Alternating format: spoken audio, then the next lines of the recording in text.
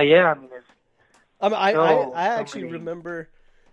I remember when your dad came into KLS when Scott Jeffries was trying to get you on board, and I I, I must have been in my early 20s at the time, so I'm a few years older than you. But I was still trying to make my mark and get my ride and do the karting dream, right? So someone would see me and be oh, we're going to sponsor you and put you in Formula One because that's just how it worked. And I remember your dad sitting at the desk and Scott was, you know, talking to your dad and going, all right, George, this is what we can do for you. And your dad looked at him and goes, nope, what's full price? And then Scott's like, no, no, we're going to sponsor you. And your dad's like, no, no, you're not. What's full price? Well, I mean, this is full price, but we're going to sponsor you. And George's like, no, you're not. And he goes, you're not giving me stickers either because I'm not running your stickers. Oh, that's right. Now that I Yeah, think about it, yeah, yeah, that's right. and Yeah, and I it think it took a was while for your we were dad to come spot. around to actually, coming full on board, and then he actually, believe it or not, started working. I think he retired from his concrete business, Yep. and he came into KLS to try to help turn things around because Scott had two Mako businesses, maybe three at the time, and we definitely needed some professional guidance at the KLS shop. And your dad came in and tried to right the ship. And it's like, hey, we're going to get this thing on track and going forward. Um, but those are some of my fondest memories in karting, even going back that far. But I remember your dad. I don't want the stickers. I'm paying full price. I don't want a handout. And I'm sitting there thinking, well, could I have his ride? Yeah. Yeah, and I think because it was all when we were at the Emmett deal. I don't know if he would know the story better than I would. I mean, I was just a young kid. I just, you know, and I just don't remember, to be honest. But Yeah, you had I to be think it what, was one of 12? those. Yeah, I mean, and I think it was one of those things. We were wrapped up in the Emmett deal. I think they were helping us out, and it wasn't going well. And I think he was like felt strapped. And my dad was a really loyal person in the sense, and I have the same qualities that I took from him. If he says he's going to do it, good, bad, or indifferent, he'll do it. You know, Yeah. so it was like the Emmett thing wasn't going very well, but he said, we do it for the whole year. We not had any contracts or anything, but his word was his word, and that was it, right? So I think what he was worried about, like if we got on this NBA thing and it wasn't working out, he didn't want to be strapped to it or something. But I'm guessing. I'm not completely sure, but I do actually remember at first I had my own little suit, and yeah, we didn't have any stickers, and I could be wrong, and maybe but I remember we had done a couple IKF races, and it was fairly earlier in the season, one season, because I think we got on the NBA, and then the later the season before, tested it throughout the winter, it was going well, and we started doing the IKF events here in Region 11, and I think it was like maybe the second or third event down in Kerman, Is and that what I you go karted flipped. it, cartwheeled it off the end? Yeah, that was my probably my big is my one of my bigger wrecks or biggest wreck in karting, and yeah, I remember I flew out of the cart. I guess the cart cartwheel full throttle, screaming like crazy over the fence. I went sliding against the hay bales and everything, and I remember uh, my suit got like really ripped up like on my knees. Cause I obviously probably slid on my knees or something. My helmet was all messed up, and the paramedics, ran out there, and they saw my suit was all ripped up on my knees. So they unzipped my suit, like they noticed, like, "Are you okay?" I'm like, I kind of don't remember. Like, I just remember saying like, "Oh, I'm okay," and they kind of like ripped my suit down really quick, and they kind of grabbed my boxers. And I guess I flashed everyone for a couple of seconds. Little raisins were out there to show everyone. I was more worried about pulling my pants up and everything, but my knee was just a little bit scraped up.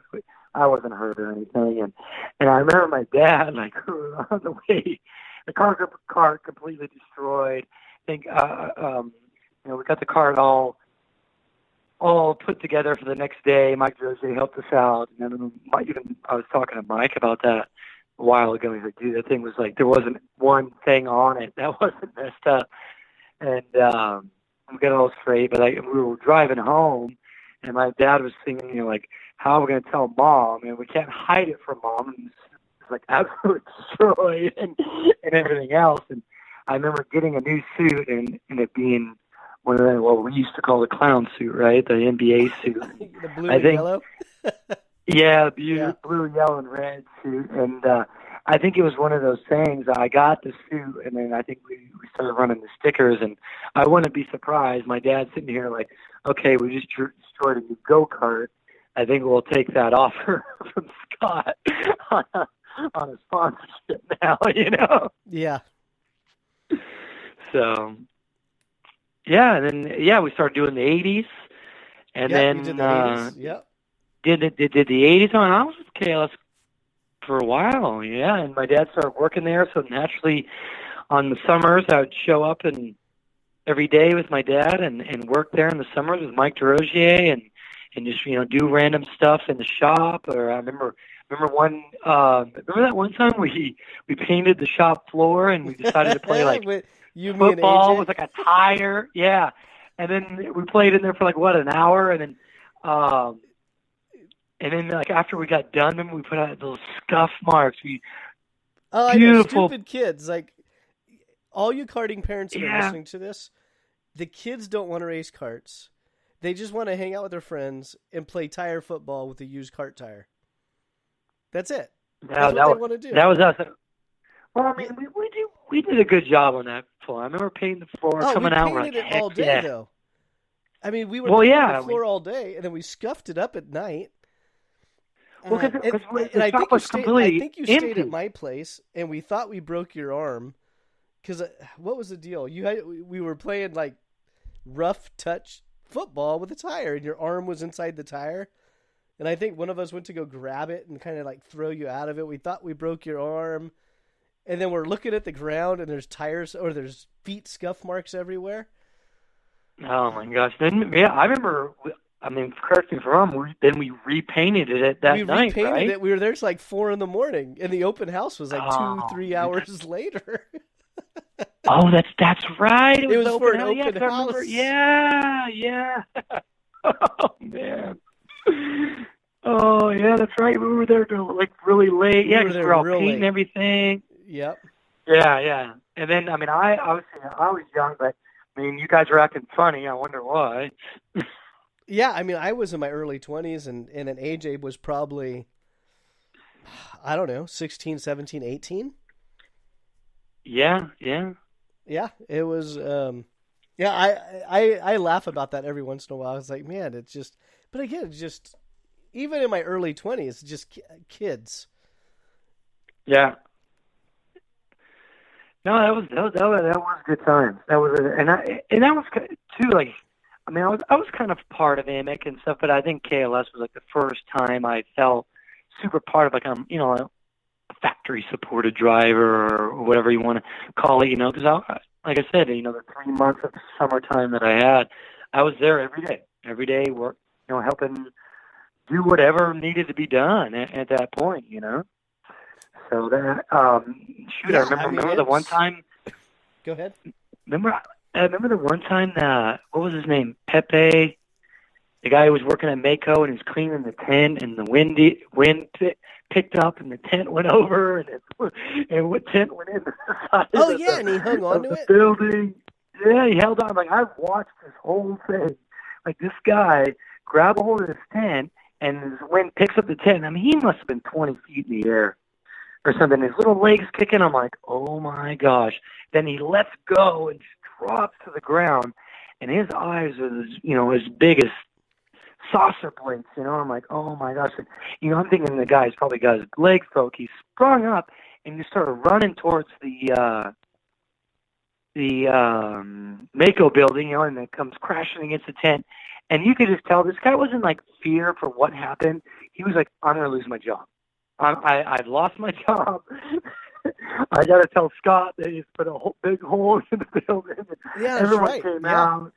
And what was that, was 20 it by the 20 or fork 30 by 30 tent? Those big 30 by commercial 30, tents? I think, yeah, and like they got the they got the forklift to try to take the tent off of it, and I was like, whoa, this is not good, and and then I remember the guys, because I don't think the guy spoke English very well, but they had the Spanish translator there, and they're all making fun of him, like, you look like Mary Poppins out there, with the umbrella just floating around.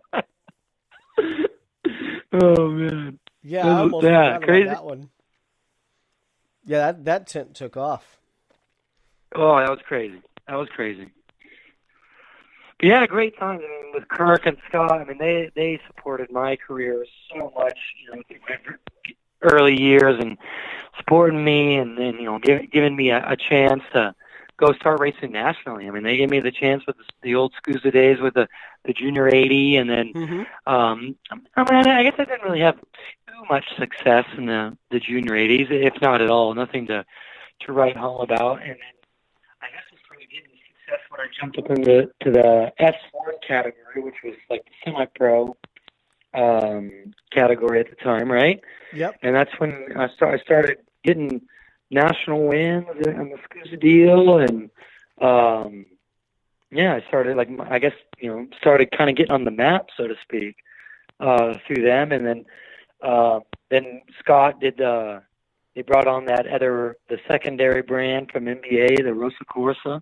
Yep. And I got put on that, and then I think because that's when Alex and I were on the same team. So he was on the NBA, I was on the Rosa Corsa, and they were doing cross promotion that way. And that's when I really started, understanding how to work on go-karts also. And remember the Vicari and Bosi cart that we brought in?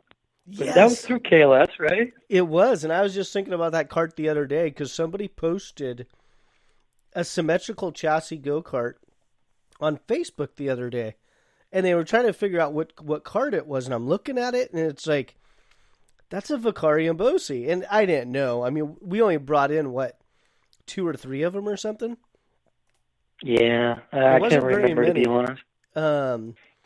But yeah, that was a really neat chassis.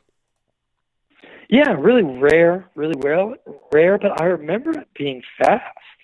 Yeah. I remember, those was when I was still in Junior 80. I remember using that cart a few times for a few races, and then, I guess you probably know the story better than I would. I mean, I don't remember why or what the reason behind it not doing it, but I remember it going quite well.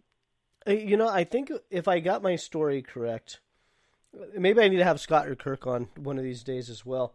But I think the story was the gentleman that designed that chassis worked for Lamborghini or one of the Italian supercar companies, and it was like an engineer. And this was like a side project. And I think it was just that's all it was. It's just a side project, and it's when it worked really well. We were trying to get things going to, hey, let's get more of these over, and it's like, oh no, yeah, we just got a couple of them. I was like, well, that's not going to do gotcha. it. I think that's kind of ended up what happening with it, or someone else was importing it and was trying to maybe set KLS up as a dealer, but it was kind of short-lived. But it was such a unique chassis. It was one of those.